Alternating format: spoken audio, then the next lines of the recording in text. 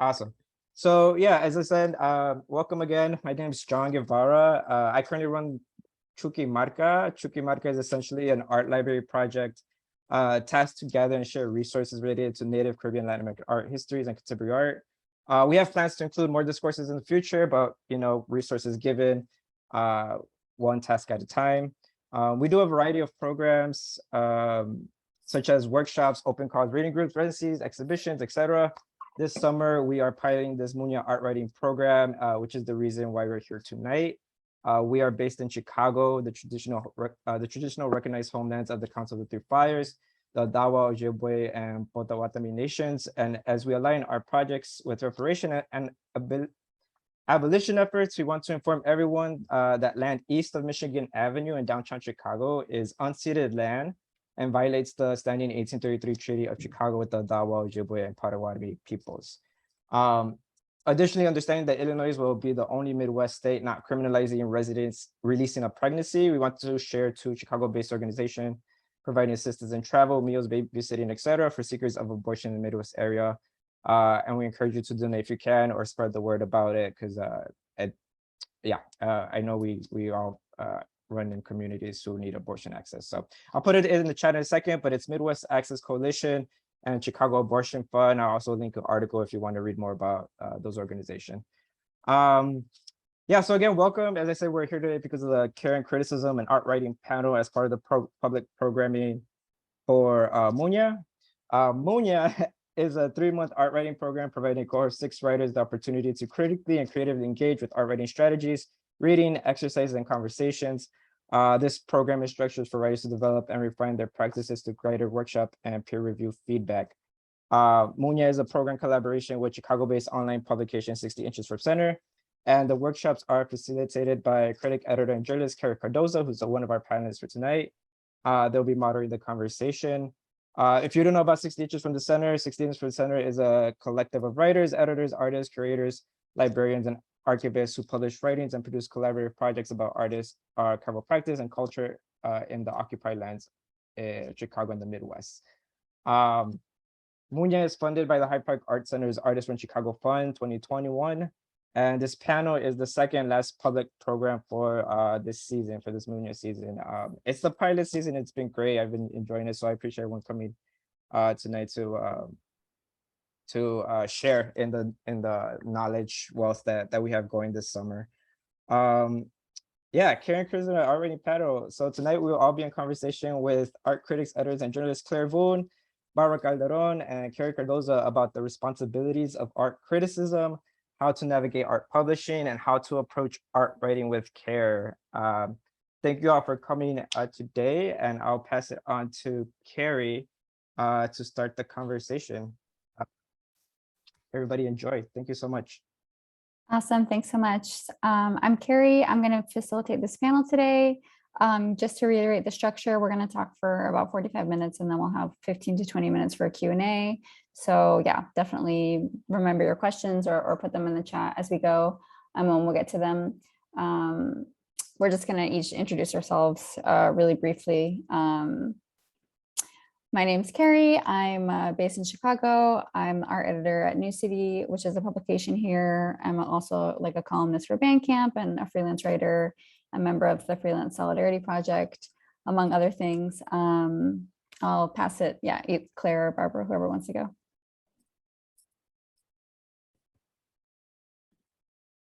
Hi, my name is Barbara Calderón. I'm an art critic based in New York City. I've lived here for the last 12 years. I'm originally from Houston, Texas. And, a little bit about my writings, whether they be critiques, profiles, or essays. They primarily, but not exclusively, focus on artists of Latina, Latinx, Latina, or Latino, however you want to be identified, persuasion. I'm also an art librarian at the School of Visual Arts, where I also teach writing.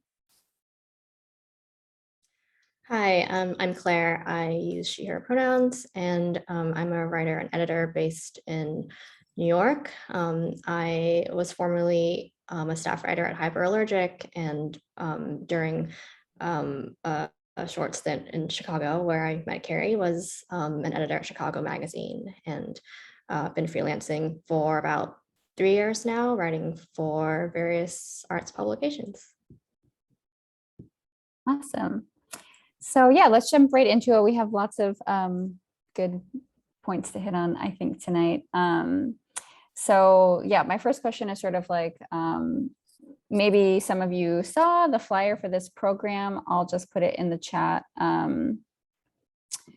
We shared some resources, you know, some videos and readings in preparation for this. And one of them was a video presentation by Taylor Renee Aldridge, where she's sort of talking about criticism as patronage. So I kind of wanted to start with this idea, how criticism can help advance someone's artistic practice or cultural discourse, and or how it can sort of be like an avenue for supporting artists generally, you know, not necessarily related to negative criticism. We'll get to that in the next question. But yeah, if anyone wants to start with that idea. Sure. Well, I believe art writing can, in some instances, you know, like be patronage, but I don't think it's necessarily the best way to think about it, because I mean, just personally, I think my art writing practice is more of a chance to like offer a historical context. To, you know, the visual experiences you have when you see artwork. And, you know, to highlight whatever social, political, or emotional urgency I witness when, you know, witnessing that work, or where I feel when witnessing that work. In my writing, I try to provide an accessible avenue to analyzing or perceiving this art by talking about particular references that may be in the work, or drawing connections to bigger issues.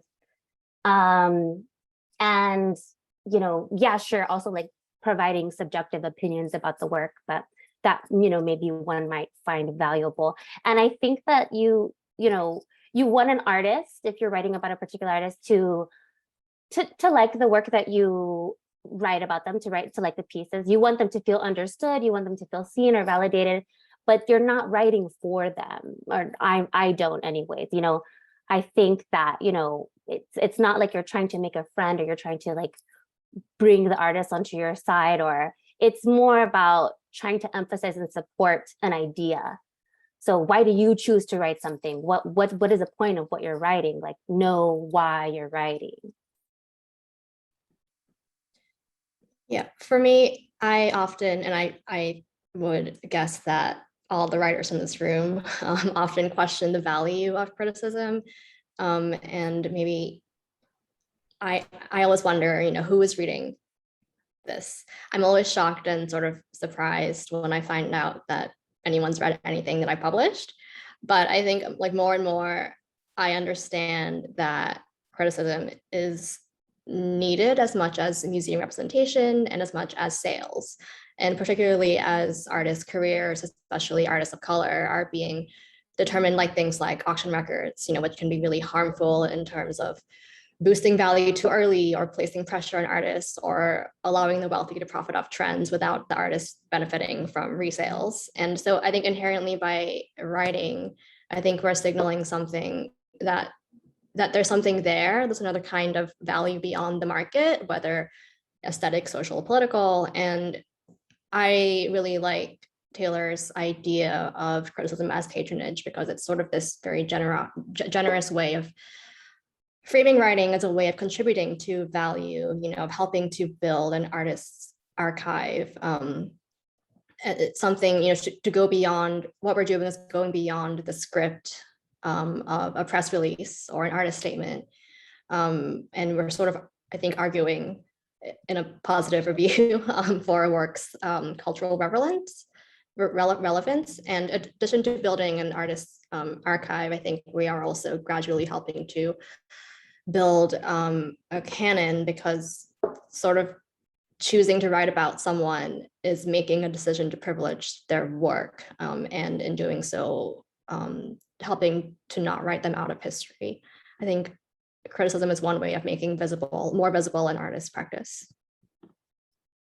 I think it's also, you know, important to talk about, like, or it can also be important to artists, contemporary artists, people who are also part of, you know, the people don't make work in a vacuum, right? There's so many people who work, who see, we're on the internet all day, right? So like, it's not like I feel like there's a big social component to it as well. When you write about a particular artist who, you know, works in a particular way, or about, you know, using some sort of content or history, you're also helping like create a discussion around like what's going on, what is that historical antecedent, where is this lineage coming from? I mean, depending what you put in your, you know, piece, but at least that's how I try and, you know, make connections. It's not just specifically for one artist. Like, it's about like the whole community of people making work right now. Like, what does it say about what's happening right now, what we care about, like what we're thinking, like as a group of humans that are, you know, talking to each other and creating things, putting things, producing.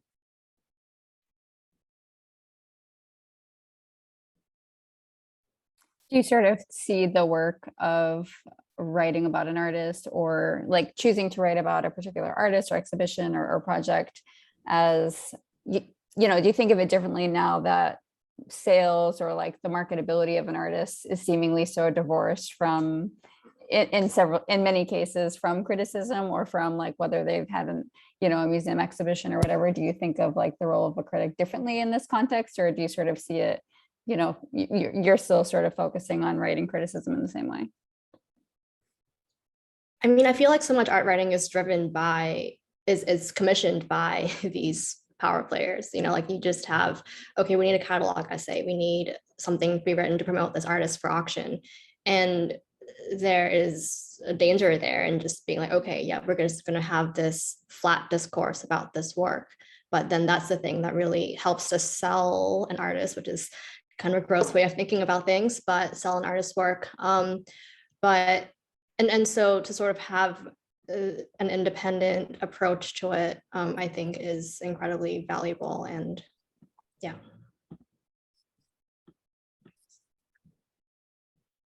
Especially as publishing platforms, independent publishing platforms are dwindling, which we talk a lot more about later.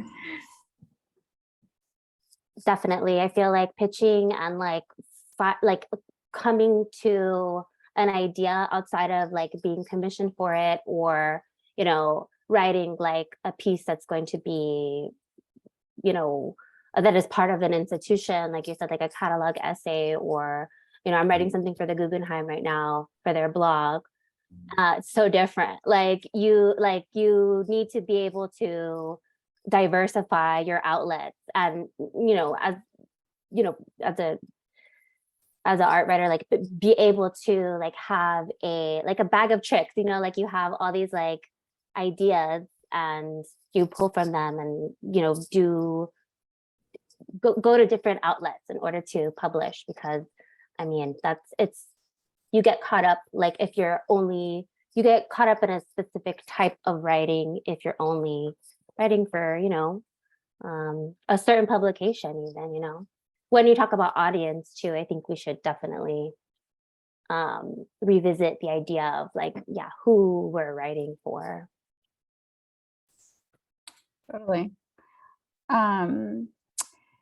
So sort of along those lines, how do you both approach writing negative criticism, or any writing really that's actually critical, particularly like if you're covering an artist or project that's like in your own community, and so you have maybe a different sort of level of responsibility there. Yeah, how do you think about negative criticism? So it's definitely hard, you know, I mean, you know, say the Latina community, it's very small. So we kind of do have, you know, a lot of us know each other. And if you want to write like, or, you know, even curators, museum workers, especially in New York too, you know, we all go to the same parties, the functions, the openings, etc. You see people, if you're going to write something, you're probably going to see them again, and you're going to have to like, you know, back up whatever you say. But it's like so much deeper than that, you know. I mean, dissent is so important, and disagreeing is so important too. I think we've lost, I mean, just our generation is like, we're so fearful of like people not agreeing with us, or, you know, like being dragged in some way or being wrong. And like, it's so sad because we need space for disagreement, and we need space for people to have, you know, like interesting opinions about things. And you know, sometimes that's negative, or sometimes it's just like, maybe you could have done that better, or maybe you didn't think about this, you know. I think, I mean, not everybody's making amazing artwork. I mean, the majority of people are not making amazing artwork.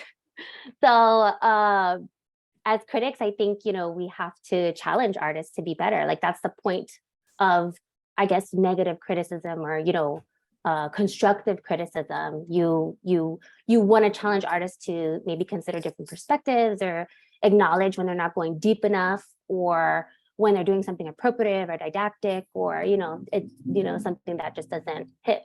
I mean, and you have the role of like the studio visit. I do a lot of studio visits as well, one-on-one with artists, and that is like another avenue to do that. But writing is, you know, it's not our job to celebrate or congratulate. It's, you know, it's to add value. It's like we were talking about, to supplement, you know. And even if you're doing a profile, or, you know, talking in depth about an artist, and being, you know, positive per se, it may seem celebratory, but it's not if you're doing it right, I don't think. Like I said before, you know, art, it's not about artists, it's about ideas, in my opinion. Like art is all about ideas. And we may think, you know, in this like influencer generation, or like Instagram, etc., like we might think of artists as just like a personality, or, but I don't. I try not to. I try to really focus on what somebody's actually trying to say or communicate, or, you know, just give. Yeah, I mean, practically speaking, negative criticism can be a service. You know, as critics, we're really helping readers, I think, sort through what is often an overload of culture. And this is one way that we can articulate and translate works that maybe don't really deliver on their premises, or even worse, are hiding behind something much more insidious. You know, I don't think people are like out there writing takedowns all the time. You know, good negative criticism should be like positive criticism, should shape discourse and, you know, interrogate complexities. And I think that a good critic relies on the art of slow and careful looking and research, and notices things beyond the picture plane, the installation, you know, to think about the context, you know, observe, okay, what are the power dynamics that could be at play here? You know, what is the unseen capital? Where are there systemic inequalities here? And I think I always approach writing about an artist, I see it as sort of a privilege to be able to sort of have this communication with them. And so I'm always trying to balance writing with rigor, but also with care. And I think if you're writing a positive or negative review, you should always be writing with care. I mean, that's sort of why we're here today. But part of that means being honest with yourself about your intentions, and knowing that there always is a gap between your intention, and there can be a gap between your intention and your impact. And so in sort of writing really critically, I think it's important for writers to be aware of our own limitations. And again, that goes back to thinking about, you know, careful looking and research, which this writing economy does not always afford. You know, we are turning things around so fast. So how can we sort of build that necessary time into the work? And I also want to add that, you know, sometimes you don't have to write a negative review. If you see like a young or emerging artist first show and it's not that great, is it really worth panning it in public? 100%. I don't think so. So yeah. Again, like, you know, as Barbara was saying, like a studio visit might be a good way to provide that feedback. Rigor is like, So it's absolutely important, like, to bring up. Also, just because one of my like notes I took was like, honestly, most of my contrarian like critiques that I've written have been aimed at curators, and I think that, you know, like writers, curators should also be held to a very rigorous standard in their research and in the way that they frame a show. They're the people who are, you know, branding and packaging work and delivering it to community, and, you know, it's going to be received in a more broad way than a writer's work. Well, usually, I think, because, you know, you're experiencing it directly, right? They're giving you the wall text, etc., right? So, and in the case of like identity-based group shows, curators, they, you know, must be really careful about the generalizations or the, you know, the things that they say about whatever said group of artists. And I wanted to, you know, just as an example, I wrote about the Vida Americana show at the Whitney Museum in 2020. It was about the Mexican muralists' influence on American art. I think John and Kerry shared that piece. I'm not sure. But the critique was about the absence of, you know, it's this, you know, the Whitney Museum is an American institution, you know, trying to highlight American artists, right? And talking about the Mexican muralist influence on American art, and yet they didn't have any, you know, Native American artists. And this is during the period that they're covering is like during the WPA, and when so many artists were, you know, getting money from the government to be able to do murals. And it was just a really, you know, missed opportunity to not include like Latina or Native American artists. I'm sure they had Mexican artists, but it's not, you know, like it wasn't a good diverse representation, I would say, right? Or even accurate. And in addition, you know, the show had been done before at the Studio Museum by a Black curator, named Lisetta LaFalque Howlands. And they didn't consult her, you know, they took like 4 out of her 6 Black artists from her show and put it in the show. And so it's like being able to do all that research, and in the small, you know, time that I had to write the piece, I found all these artists that should have been included, you know, or that, you know, could have been considered. And they have these huge budgets, these institutions have these huge budgets, and they're overlooking, or, you know, they're siloing a lot of different groups, people who are already siloed, right? So I think that, yeah, critiquing curators and the way that exhibitions are organized is also really important when we talk about art criticism and negative art criticism. Especially now. Yeah, go ahead. Sorry, especially now when everyone's, you know, put out all their statements and and are promising all these things. I think it's extra important for us to be skeptical and scrutinize everything. Yep. Yeah, totally. I just had a follow-up sort of on this topic to something you said earlier, Barbara, that, you know, we're sort of living in this time where people are like scared to do the wrong thing, and or scared to disagree, or scared to like be called out. So people are like really reticent, I think, to like, you know, do this sort of critiquing that we're sort of talking about. So any ideas or thoughts on how we can sort of like reinstill this as a value in the culture, that it's like valuable to be, you know, to sort of take this critical eye, and that it doesn't mean that like it's a value judgment on you necessarily as a person, but, you know, that it's like all sort of a part of, you know, hopefully furthering this, you know, this like cultural moment, like whatever that might be. Yeah, like I mentioned, it's hard, you know, like I've definitely wrote things and then had to like face somebody afterwards, and I was like, sorry, not sorry, but I don't know, like time will tell. I mean, with those type of things, like I don't know, I take my work so seriously, my writing so seriously, and I take the work of artists so seriously. And I mean, I feel like I am, like Claire said, like doing a service. So if, you know, I feel like you're doing something wrong, say as a curator, or that's what I'm going to focus on. It's like, I don't feel bad about it. Also, it's really boring to always read, just like some hand clapping, especially when like we need so much more. Like it's patronizing, like, right, our generation, like we, like in this moment, like it is so urgent to be talking about like really deep and heavy things, and we need to be critical more than ever. I think it just takes some guts, do it, and then get canceled. Like, what's gonna happen? I don't know. It takes guts and a good editor.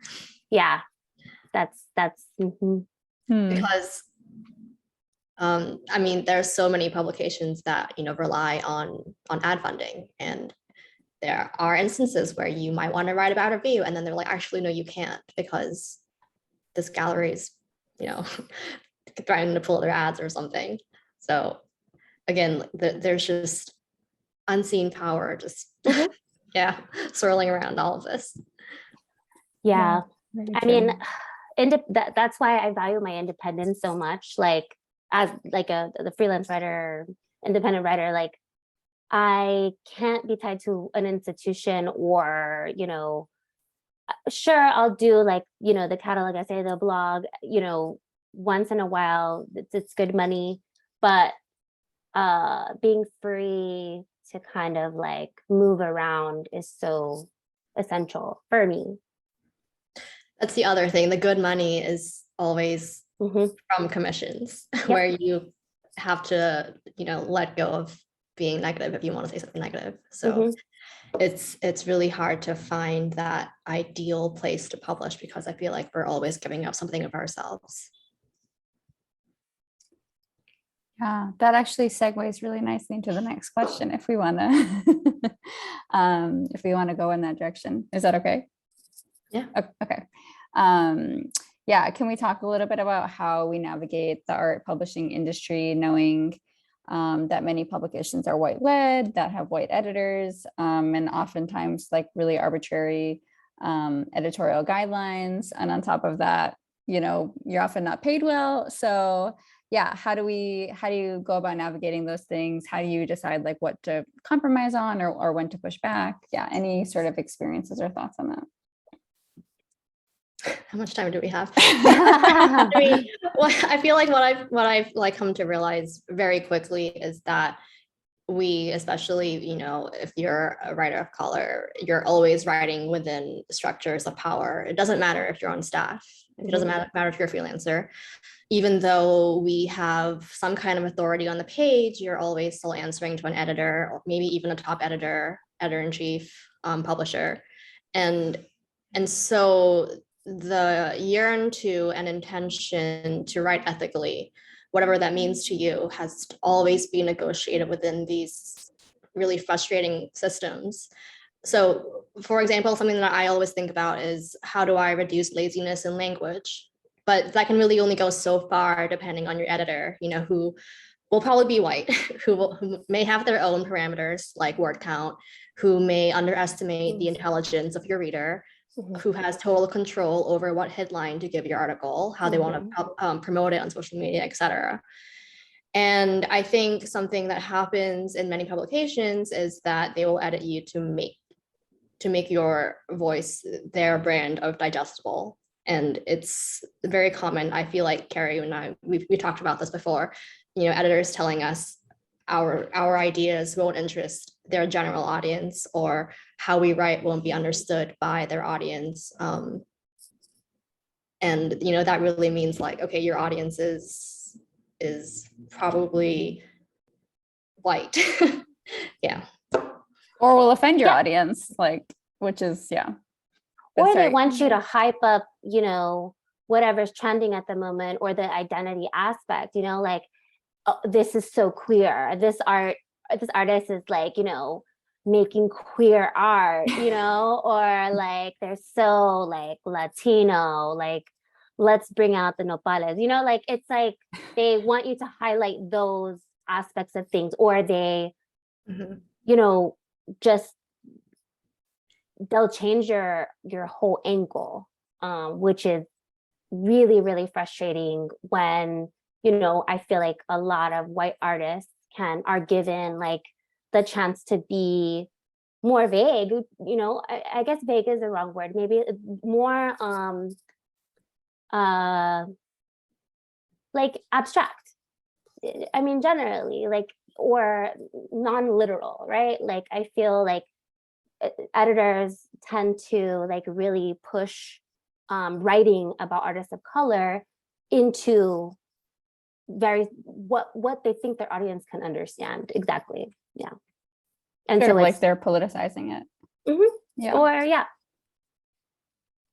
Or well, or like, yeah, trying to like frame it within like well-known, like, oh, that's that, you know, like that is understandable, packageable, like Latino art is like this, you know, it's this color, it's, you know, they use these mediums, like they're talking about immigration, they're talking about, you know, family or food, and, you know, it's not about like color and feeling and emotion and like depth and all those things. Like, it can't be so general like that. Or they don't let you go there. Right. I feel like we're in an age now where everyone wants things to be a struggle narrative. Because, you know, white supremacy loves to reduce us to our traumas. So I feel like so many profiles of artists of color, queer artists, marginalized folks it's always like the headline is just always like how this artist overcame their blah, blah, blah, blah, blah. And then it's like a mouthful thing too. that like they do in is like this like traumatic story. And it's like, can we get past that, please? But that's what people, editors, publications. Even when the article is not even like focusing on that. I've had like titles where it's just like, what?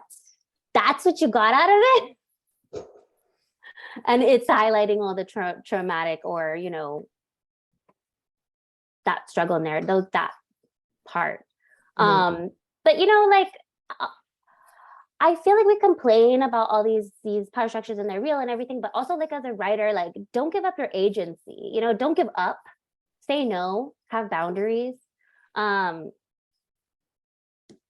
they want that, like, you know, we need to practice like giving a hard stop. And, you know, I think like maybe in my, in the past or when I was a younger writer, I thought it was really important to highlight, like, you know, how people overcame things and like, you know, it could give others, you know, an example, you know, like, hey, like this person went through this too, whatever, and they're still making art. But it's like, that's only one layer, you know.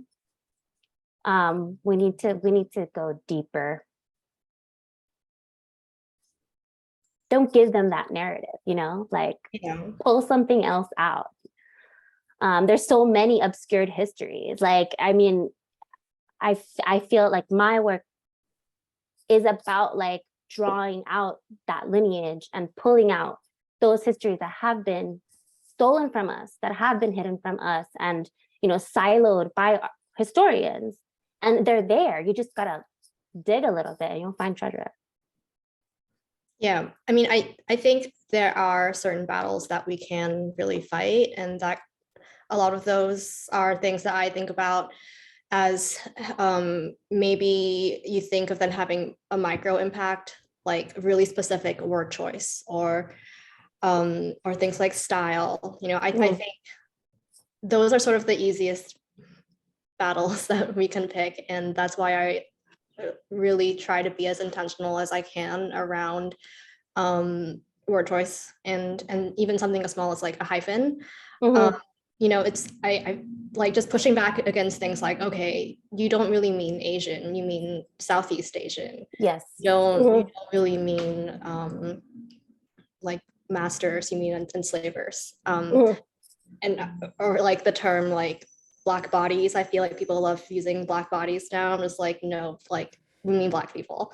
And I feel like the argument from editors though is like, oh no, that just sounds really awkward. But it's like, okay, no, but we've been working with things that have been bad. So let's try something different. Just to talk more about style, like all of these rules that editors love to enforce are just totally built on subjectivity. Like, I don't know if we dropped in the New Yorker article about hyphens, I can do but it, yeah. the New Yorker copy editor, Mary Norris, talks about how style is always changing, obviously, but talks about how like all of these rules were really just arbitrary and was just like, okay, this one editor, this white man was just like, I just don't like this hyphen, so I'm not going to put it there. And then it was like, okay, well, actually, then another person came along and was like, actually, no, I like the hyphen. And things like that can mean so much to people. I'm talking around it, but like a phrase like Asian American, you know, some people don't like the hyphen, some people do. And we're in this funny time now where I feel like the rules are changing, but only because the pressure is on to do so. Like I once had an editor tell me that we have no reason to capitalize the B in Black because the New Yorker and other publications didn't do it. And then after the Black Lives Matter protest of summer 2020, they decided to capitalize it because other places decided to change their policies. And so at this point, I'm just like questioning, like, where's the intention? Like, are any of these places building any kind of genuine care around language? And so all of this is just to say that I feel like these are things that I have really learned to push back against because it is really just built on arbitrary rules. Language is difficult. Sometimes there's not language, you know, like we have to create new ways of discussing things, you know, new terms. That's gonna keep evolving, you know, especially like, I mean, look at Latinx and Latina and all this, you know, like it's not sufficient, like, and it will never be because, you know, people are constantly changing and like these identifiers are just arbitrary, you know, I mean, they signal things, but I think like what you said about like just like honing in on like a word or a phrase and just being like, what do you actually mean? Asking yourself, like, because I do that all the time in my writing. Like, I'm like, wait, like, this is like, I need to ask myself more questions to pull it out. You know, it's not always so easy, like to just say something or, you know, like, what are you actually talking about? Like go deeper in the language. Yeah. Awesome. Okay, I'm gonna move to our last question because I think this might be our longest one. How can we sort of think about, you know, the field as a whole, and, you know, thinking about inviting in more writers of color, even when we know it's like, you know, it's a really difficult field to be in. It's problematic in a lot of ways, as we've discussed. Notably, you know, all three of us are working as freelancers. You know, there's a lot of precarity in this industry. So yeah, how can we sort of think about that, and yeah, any advice that you want to impart to the people joining us? I have a whole list. If you're good at something, get paid for it. Weigh what kind of exposure you're getting with the amount that you're getting.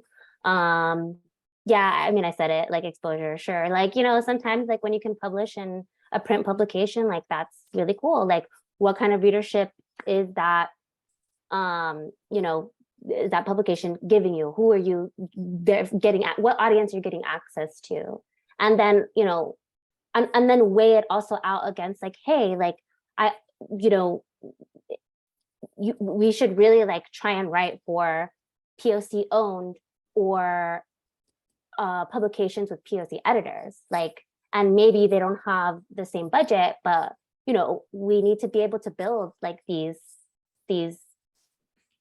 coalitions, or like, you know, to be able to then be more free in our writing too. So like, it's like, it's a balance of a lot of things. I also say, like, be honest with and open with your colleagues about pay rate.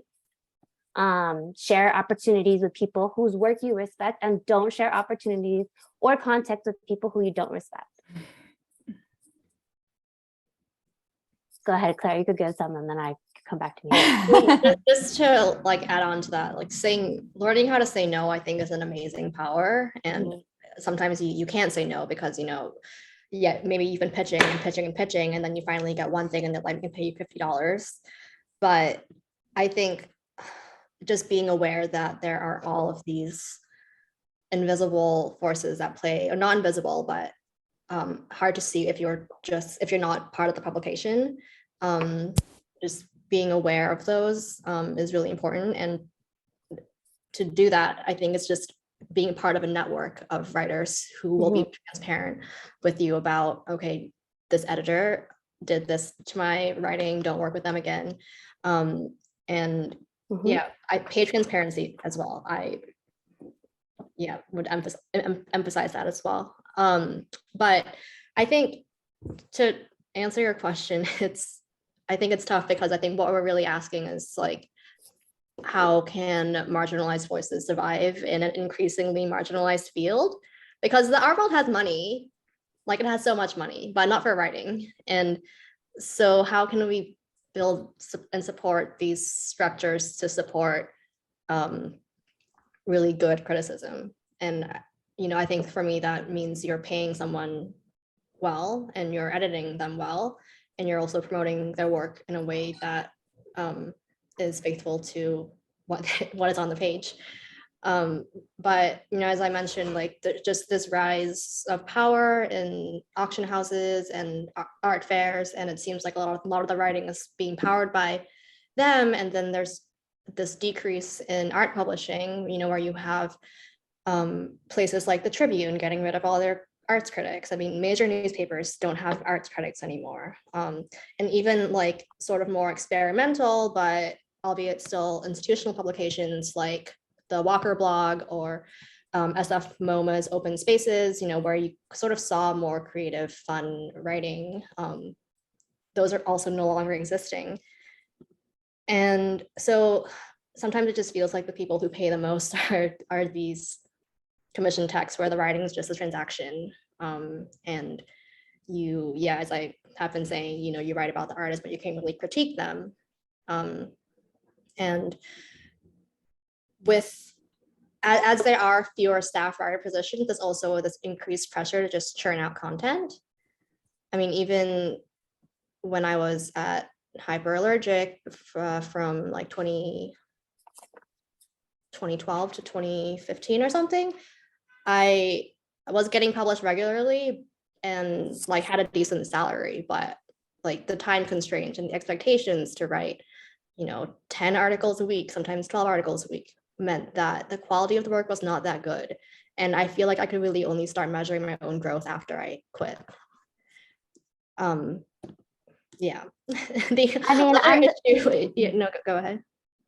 I'm the type of writer that, publishes something every maybe month and a half or 2 months. Like, I don't pressure myself to like constantly be churning things out. I mean, this is me. And that's because of the integrity like that I want my writing to have, like I need time, like I need, and so I give it to myself. And I feel like some people, I've talked to other writers who are like, oh, I'm not a writer anymore. Like I haven't written in a year, 6 months or whatever, like, and they get discouraged. And I don't think that you should be discouraged just because you've had a lot of time in between things, it's really tough to just survive on writing. Like I don't do that. I'm an art librarian. Like I write my writing. I don't, make my living off of my writing. So, but everybody does it differently, but it's important to like, I think that there's certain obstacles that we also like put on ourselves, say that like, just like being insecure about not writing enough, and we need to let go of that. And also another one is like, you feel you have to know everything. You feel you have to know everything about art history. You have to know, everything about your people's art history, about their art history, about, and then you get kind of like overwhelmed and can't, and you stop yourself because you don't think you know enough, or your opinion isn't like strong enough, right?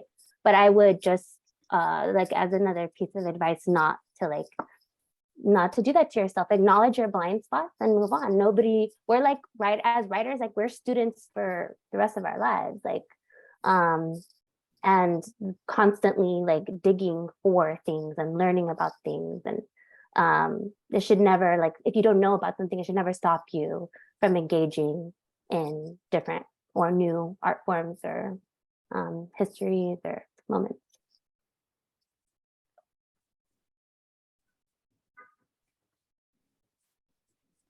That was really helpful. I think it can also be really easy to feel like down about the industry. And I know I've not been saying a lot of great things, but I just remembering that the issues are systemic. You can't really expect, a staff writer, or even maybe less so a freelancer, to really make any kind of real change in these structural problems. Mm-hmm. We can write all we want for these organizations, but the issue is that so many of them like to look progressive, but they don't really want to bear any accountability. And so that's why you have so many POC getting into media jobs and feeling really great, and then they quit because you learn that institutions hire you for change, but sometimes they don't change, and then you ask yourself, okay, well, how can I survive here while being my authentic self? I thought I was hired for my voice, but why is it constantly being silenced? And I think this kind of policing can really have dire consequences if you're a young writer, because it can breed anxiety over your authority and why you have it. And then sometimes you have this constant fear of being tokenized, and being policed. And so I think not desiring these sort of formal positions too is very important, and to think about, okay, how can I build my own practice outside of these existing structures? And I think we are in a deep digital age. It's you can self-publish and promote your own writing in ways that are not harmful. 100% agree. Awesome. Well, that's just about brings us to opening up for questions. Thank you both so much. I think that was, I learned a lot. So I'm hoping everyone else did too. Can I say one more thing? Yeah, of course. I think this is really important, and I really wanted to say it. I get most of my jobs from word of mouth, and I feel like a writer is always going to have a reputation. And it's just part of how it is. Like, you network, like you work with people, and then people talk about you to other people. So like, do good work always, of course, be rigorous. Like, people know I'm reliable and they know that I'm good at what I do, so they share my name. But also, like, it's really important to be gracious when somebody shares your name and asks and gives me work. I feel very grateful for that. And so don't take it for granted when somebody shares your name, and then follow up with people and thank people for sharing your name. I mean, it's a part of, like, it's karma, and do the same for others. Awesome. John, did you want to read out questions from the chat, or how do you want to? Yeah. Thank you so much, everyone. I've been learning a lot. Like, I love this conversation and just getting people's perspective. But we do have a handful of questions. I'm gonna jump around. Okay. Not in any order, but maybe just to get diverse. Definitely, this is the time to drop questions. We do kind of have a hard stop at 7:45. So we'll try to get to all of them, but I'm just gonna try to pull maybe some questions that we haven't touched on yet. The first one will be from Juan Omar Rodriguez. What are your considerations when trying to trace a lineage for an artist, especially artists of color?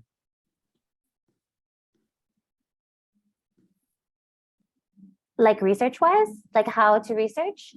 Yeah, what are your considerations when trying to craft or trace a lineage for an artist? I guess it goes back to like when you're trying to place an artist within a historical context, or what research goes into how you want to work with the artist's work.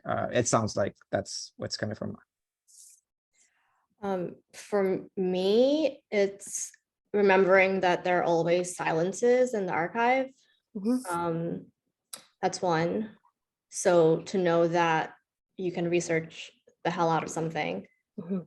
but there will always be those gaps, especially if we're writing about artists of color. And also making sure that credit is given to whoever's work has come before you, so you are also not contributing to that person's erasure. Mhm. Yeah, definitely look for what's not there when you're researching. And I know that's like that maybe can sound like really difficult, but I think once you start practicing that, you really start recognizing the gaps. And I mean, there's like there are places. Don't always look in the traditional places that you would for research, like JSTOR, or like you have to talk to people. You have to do some legwork also, like think about where somebody's from and what institutions or like cultural centers or like how they were raised. I feel like that's always one of my first initial questions, is like how, and not that it necessarily goes directly into the work, but like it helps me frame like how were you raised, where did you go to school, like what inspired you, like what did you see, and then you go from there and you just like leapfrog into different things. Not being afraid to ask questions, like to the artists themselves. Yeah. Yeah. The next question, from Cristobal Arde, how do you go about critiquing those who write critiques? Almost like a response to the writing, especially when the critique wasn't well researched.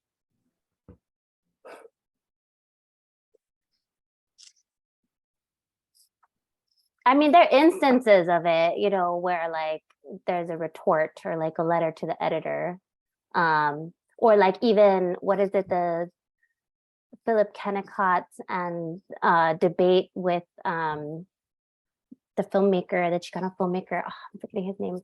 But what they did is like Kennicott like wrote a review, and the filmmaker like really disagreed with this review. And so they had like a debate over email and then published it, I think, on Huffington Post. I could share it. But I mean, like, how do you go about it? Yeah, you get published, like write a response. Is there another way, Claire? I mean, I would probably like reach out to the person first. I think that's part of the care.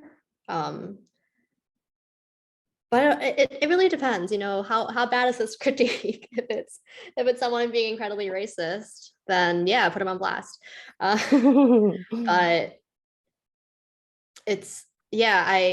agree. I mean, I think especially if it's someone like Philip Kennicott, who is the only critic at the is he at Washington Post still, or LA Times?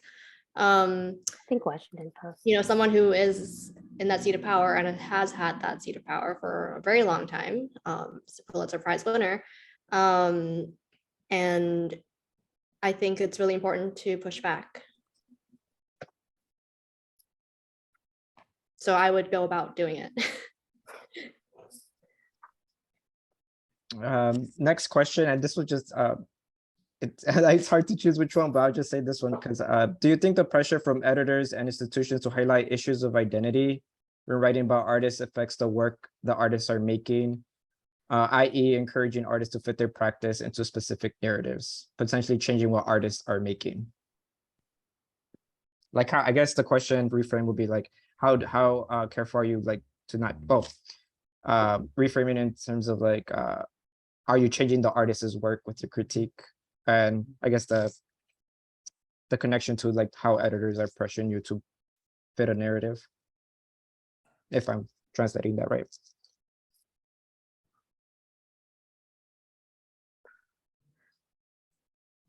The ideal is that many people will write about the same thing, right? Or there will be many opinions published but of course it's not reality, and like it tends to be just a few people or one person writing about a particular artist. And that's why it is such a big responsibility, and that's why it's also like extra hard to write critically or negative criticism, because you don't want to be this person essentializing or like, but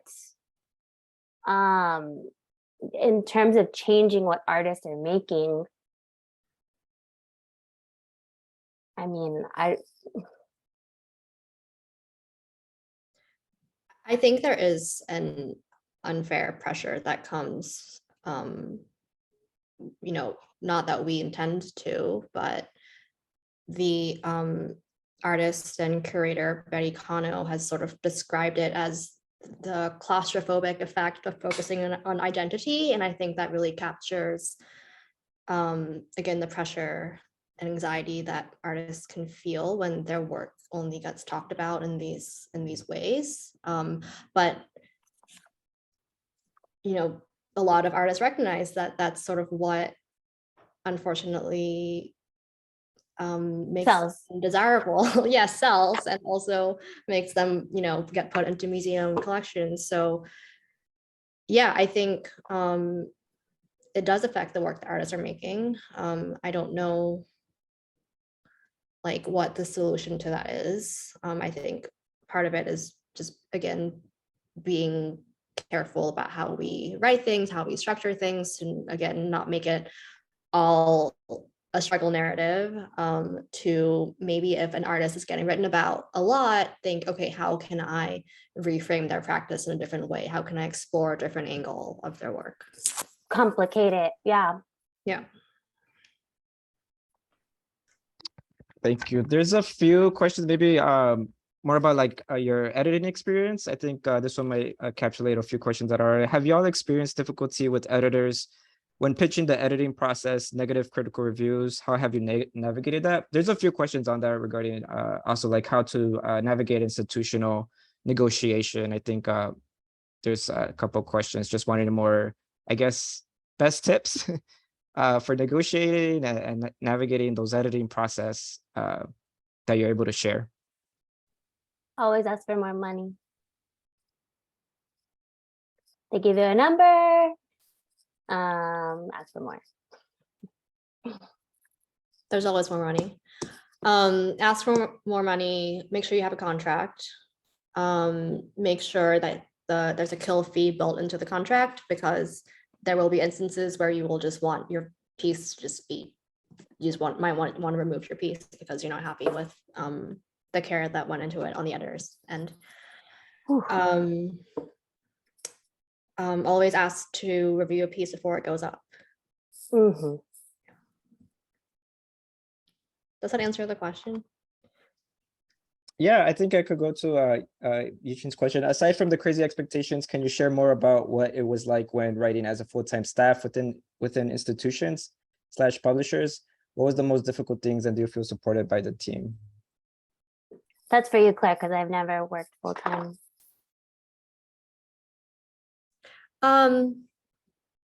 Yeah, I mean, it's very exhausting. I feel very lucky to have had that experience, because there are so few staff writing positions.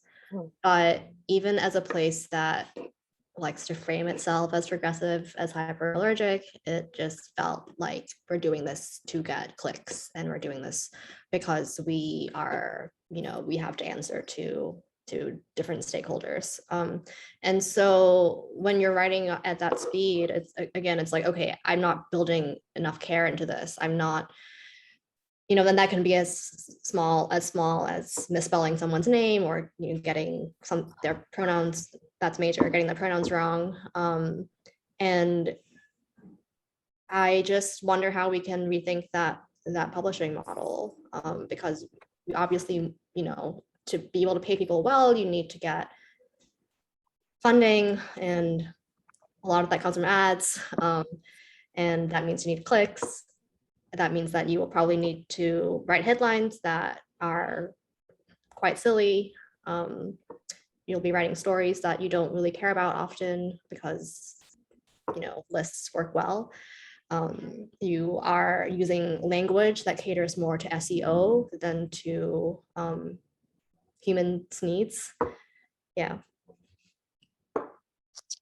And I guess to go off that one also from Yishin, how do you select exhibition artist projects that you want to cover? How can a young artist approach to writers? How can a young artist approach to writers to get possible coverage? What would you suggest them to do? Don't ever ask anybody to write about you. It's like you can develop a relationship with the writer. You can ask for a studio visit, you can solicit feedback, but like, it's not like you have to wait. Like the writer, me anyways, like I have to feel moved to write about something, in one way or another. And once it's just not kind of kosher to really ask for that, because it's a big ask.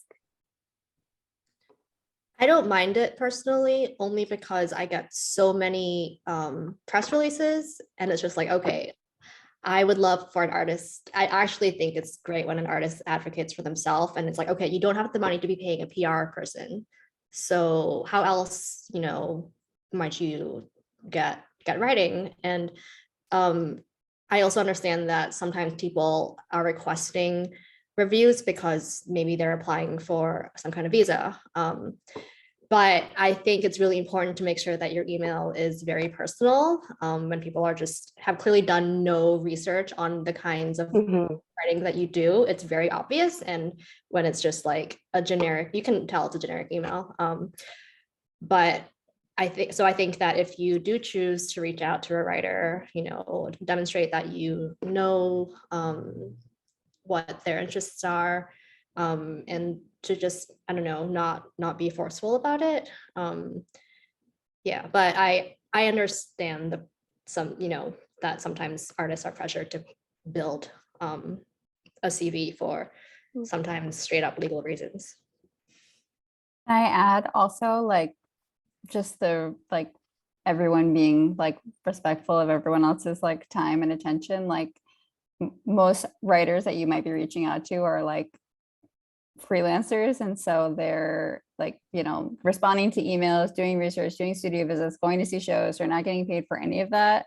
So you're asking a lot, and they're getting a lot of emails like that. So yeah, I think just being cognizant of the fact that we're all sort of, having a scarcity of time on some level.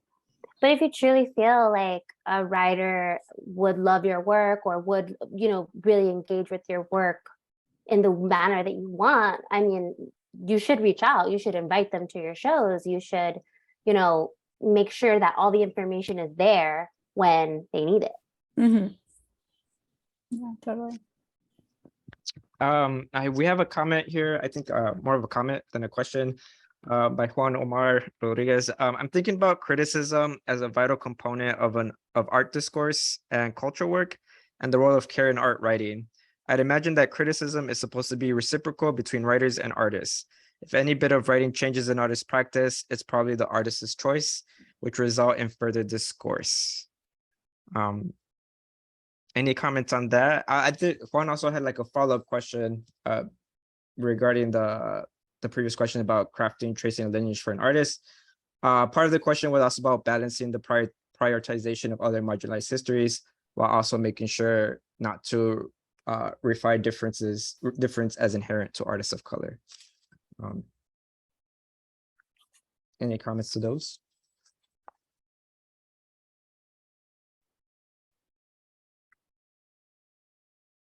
I think to the first comment, I think yes, it is the artist's choice. But again, remembering that we're all operating within these systems where the pressure is really high to make your work stand out and be marketable.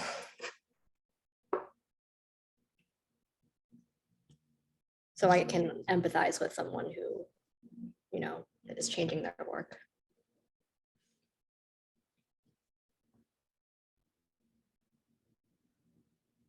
Any comments, Barb or Kerry, for that one? Well, maybe it's also important to seek out multiple opinions. Never rely on one writer's, you know, comments or feedback. Like, yeah.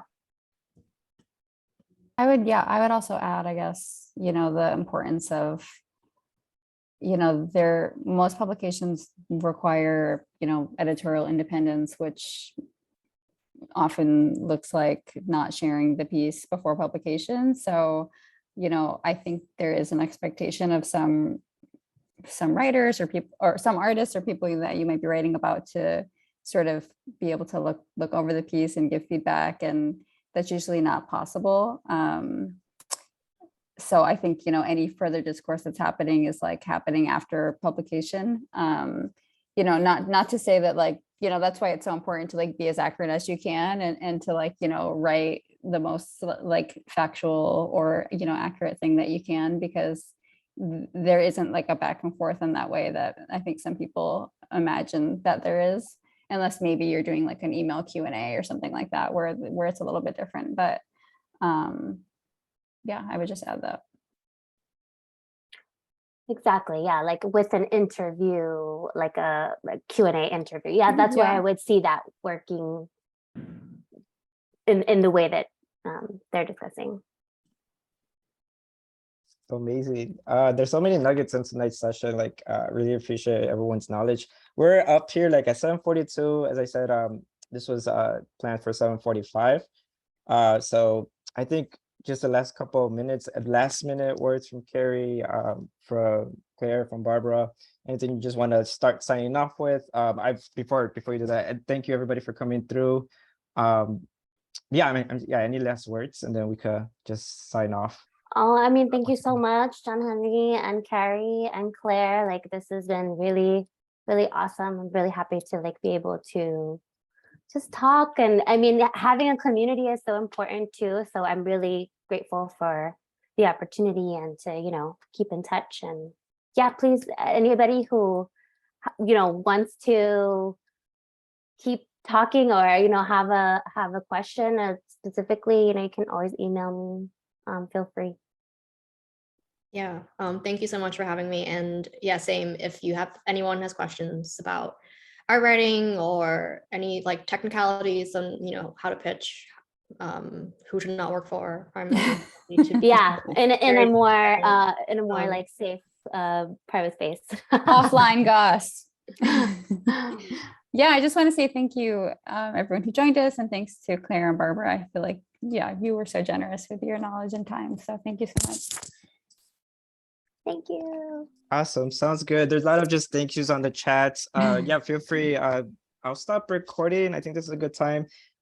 Thank you all for coming. Let me click the stop button.